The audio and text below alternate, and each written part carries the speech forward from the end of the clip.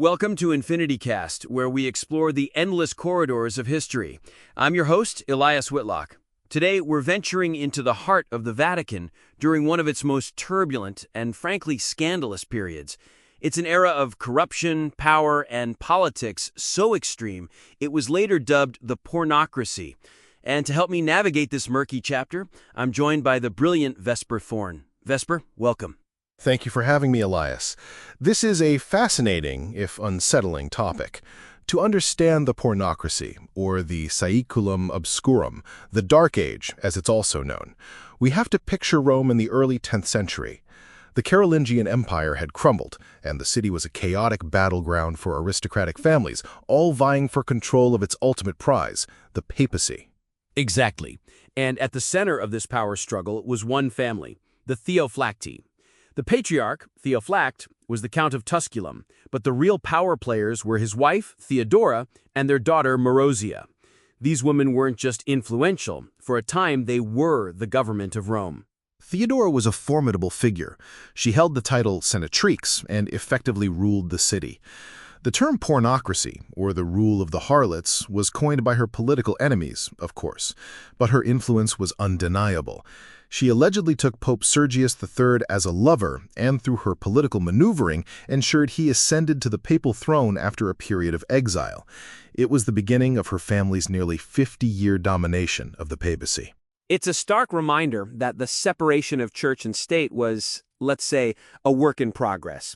But if Theodora laid the foundation, her daughter, Marozia, built the scandalous empire. She was, by all accounts, even more ambitious and ruthless than her mother. Oh, absolutely. Marozia was a master of political marriages and alliances. She is said to have had an affair with that same Pope Sergius III, and their alleged son would later become Pope John XI. Think about that for a moment. She installed her own son as the head of the Catholic Church. She was also responsible for the imprisonment and likely murder of Pope John X, a man her own mother had helped put in power, simply because he became a political threat. It's pure dynastic politics, cloaked in papal vestments.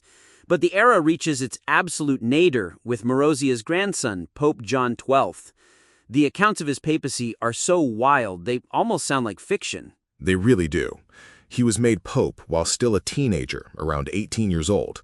The Lateran Palace, the papal residence, was reportedly turned into a brothel. He was accused of everything from consecrating a bishop in a horse stable to gambling with church offerings, toasting to the devil, and invoking pagan gods. He was a secular prince who happened to also be the pope, and he acted like it. His behavior was so egregious that it forced the intervention of an outside power, the Holy Roman Emperor Otto the Great. He marched on Rome, deposed John XII, and effectively broke the Theophylacti family's stranglehold on the papacy.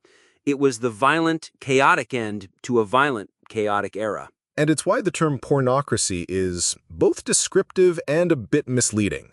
Was it about lust and debauchery? On some level, yes. But fundamentally, it was about power. Theodora and Marozia were using the tools available to them, alliances, wealth, and yes, their sexuality, to secure their family's legacy in a world dominated by men. They were ruthless politicians, first and foremost. A perfect summary. This dark age severely tarnished the image of the papacy, but it also, ironically, sowed the seeds for major future reforms aimed at ensuring the church would never again fall under such direct secular control. That's all the time we have for today. Vesper, thank you for shedding light on this incredible story. My pleasure, Elias. Join us next time on Infinity Cast as we uncover another piece of the past.